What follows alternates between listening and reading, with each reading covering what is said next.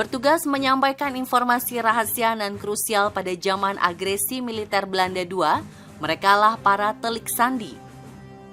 Perjuangan mereka dalam mempertahankan kemerdekaan RI tak main-main, sebab jika tertangkap oleh Belanda, mereka akan dihukum dengan konsekuensi dieksekusi alias pulang hanya tinggal nama.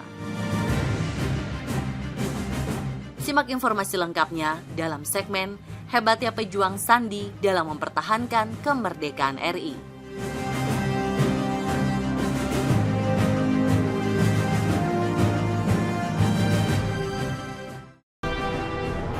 Museum Sandi Yogyakarta, yang merupakan museum kriptologi satu-satunya di Indonesia ini, diresmikan pada tahun 2008. Di dalamnya menyimpan banyak benda bersejarah dalam dunia persandian Indonesia hingga peradaban dunia.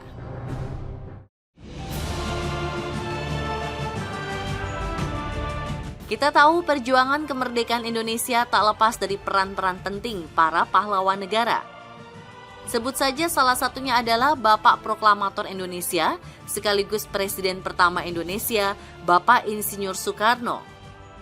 Namun siapa sangka kalau dokter pribadi Insinyur Soekarno tak kalah penting perannya dalam pertahanan kemerdekaan Indonesia. Beliau adalah Rubiono Kertopati yang juga dikenal sebagai Bapak Sandi Negara Indonesia. Dari sinilah Rubiono mempelajari dunia intelijen secara tak sengaja dan otodidak.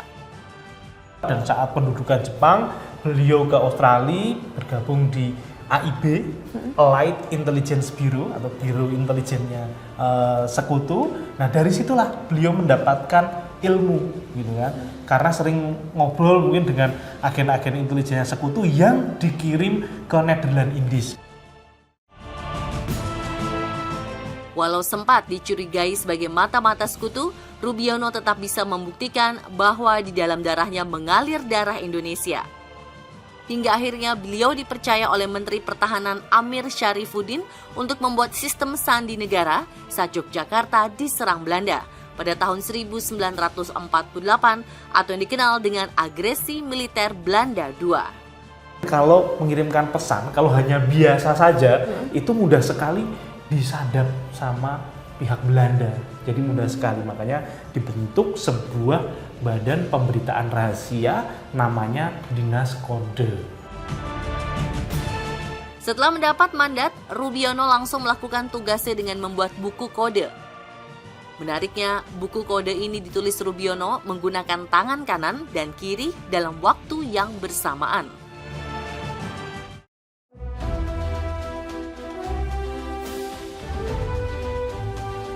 Setelah buku kode C selesai dibuat, informasi krusial pemerintahan pada zaman itu diubah menjadi kode atau sandi negara oleh para sandiman, baru kemudian dikirim. Pengirimannya menggunakan dua cara, yakni menggunakan kurir atau caraka jika jaraknya dekat. Namun jika jaraknya jauh, informasi akan dikirim melalui radiogram. Ini adalah bukti para kurir itu dulu mengirimkan pesan.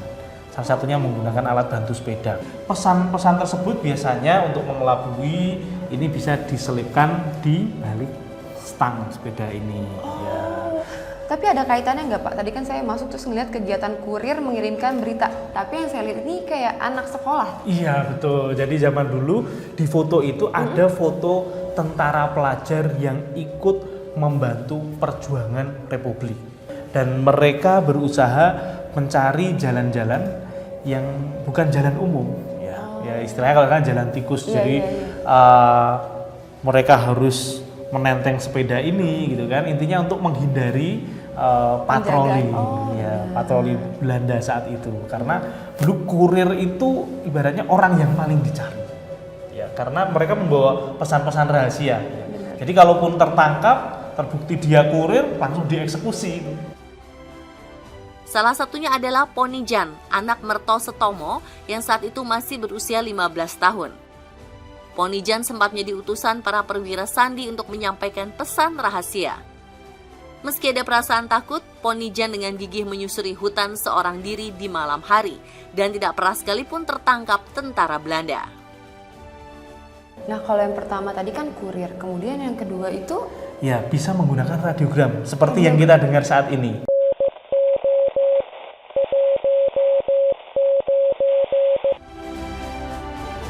Radiogram berupa sandi Morse akan dikirim melalui radio. Salah satu markas darurat stasiun radio pada zaman itu berlokasi di Surau Bulian, Bidar Alam, Solok Selatan, Sumatera Barat. Lalu salah satu pesan bersandi apakah yang sangat berpengaruh dalam pertahanan kemerdekaan Indonesia yang berhasil disampaikan melalui radiogram? Mungkin Mbak Rada pernah dengar serangan umum 1 Maret. Nah, ya, itu adalah titik balik bahwa Belanda mengaku akhirnya dengan adanya serangan tersebut mengakui kedaulatan Republik Indonesia. Nah, dengan adanya serangan umum itu dulu sudah direncanakan bahwa jika serangan ini berhasil, maka kita harus kirim telegram ataupun berita resmi tentang keberhasilan serangan tersebut. Tapi pernah ada nggak sih Pak sandiman yang gagal dalam mengirim pesan atau sandi-sandi itu sendiri? Kalau dari literasi yang kami dapatkan, itu kalau sandimannya itu belum. Jadi informasinya yang sampai bocor itu belum. Pada agresi militer Belanda II, Belanda berusaha menguasai daerah yang strategis di penjuru Nusantara. Salah satunya adalah Yogyakarta. Atas perintah Rubiono Kertopati, demi keamanan para sandiman dari serangan Belanda, mereka pun dievakuasi dari Yogyakarta dengan membawa dokumen-dokumen penting. Sebuah rumah milik warga sipil bernama Merto Setomo di desa Purwoharjo, Samigaluh, Kulon Progo, dipilih menjadi markas darurat para sandi negara. Rumah joglo sederhana ini terpilih karena lokasinya strategis. Tak hanya berada di tengah perbukitan, rumah ini juga berada di antara 2 sungai yang bisa berfungsi sebagai perisai.